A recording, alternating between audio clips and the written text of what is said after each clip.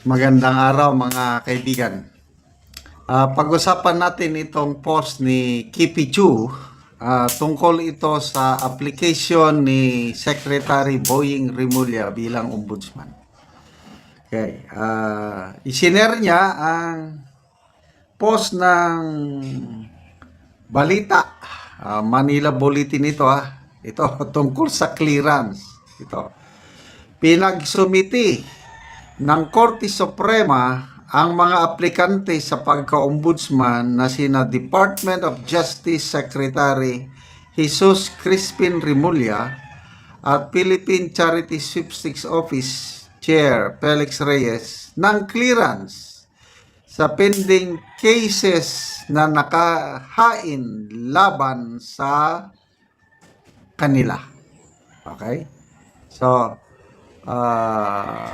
I don't know itong sa PCSO kung ano yung kaso. Dito kay Secretary Boying Rimulya, bilang mga DDS, alam natin yung ginawa nila kay Tatay Digong na sa tingin ng Committee on Foreign Relations ni Senator Amy, illegal, unconstitutional, maraming nilabag na batas. At yun, na isampa ngayon sa ombudsman. Kailangan para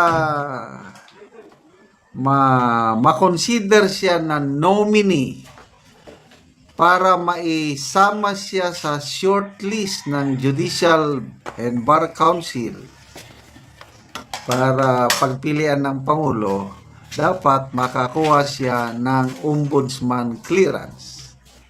Up to now, wala pa rin siyang ombudsman clearance. Okay? So, ito. How big is his chance to get an ombudsman clearance? Hanggang September 15 daw ang deadline . So, 10 days to go. Ito, maganda itong post ni Kipicho. Sabi niya, siyempre, ito ay chismis lang. Mga bali-balita, Marites. Preface agad. But we have a very upright investigators and lawyers working for the ombudsman, and there's somebody heading the clearance section who is full of integrity, and the decision isn't just up to Attorney Dante Vargas because he also needs their approval to clear Rimulya. Wow! Saludo ako sa ombudsman as a whole. Nasubukan ko na pailan ng kaso sa ombudsman nung nasa active service pa ko. Tumulong ako sa anti-illegal logging campaign ng ating gobyerno na deputize kami, tumulong sa DNR. Nako, yung mga nahuli naming mga kahoy, mga illegal loggers, gusto nila akong resbakan. Sinampahan ako ng kaso sa ombudsman. Kaya lang, hindi ako natakot, basta nag-submit lang ako ng mga documents. Pagdating ng panahon, na-clear ako. Kasi tumulong lang ako. Hindi ko trabaho yan, illegal logging campaign. Kaya lang, hiningi nilang aming tulong sa Philippine Army. Tumulong kami. Sinampa ng kaso. Clear. Kaya ako, naniniwala ko maraming matitinong lawyers, investigators sa ombudsman. At ito nga, sana totoo, chismis lang, sabi ni Kipicho.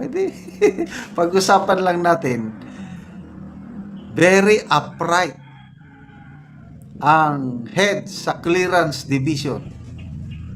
Ilang beses akong kumuha ng clearance ko sa ombudsman. At nakakakuha naman. Kasi kung wala ka talagang kaso, wala sila. Kaya lang kung may kaso ka, over the years, ilang taon na yan, nandiyan na mga professional ito. Mga seso pa siguro ang iba dyan. Hindi natatakot sa politiko. Kaya, good news.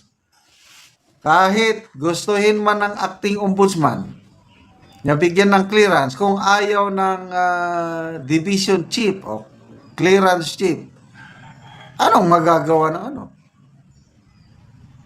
Kaya, medyo malabo pa ang pagiging ombudsman ni Secretary Boying hanggat hindi siya nakakakuha ng clearance sa ombudsman. Okay, ito pa.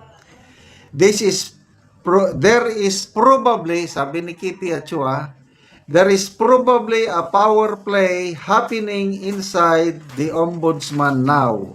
So please, everyone, let's pray for all the lawyers and investigators fighting to do what's right inside the ombudsman. Yes, ako, kasama na sa dasal ko yan dahil nabahala ako sa sabi ni Senator Amy. Plan A, pumalya. Plan B, pumalya. O nasa Plan C na sila ngayon, ombudsman. Pag nakaupo yung gusto nilang ombudsman, nako, putaktihin nila ng kaso. Lawfare.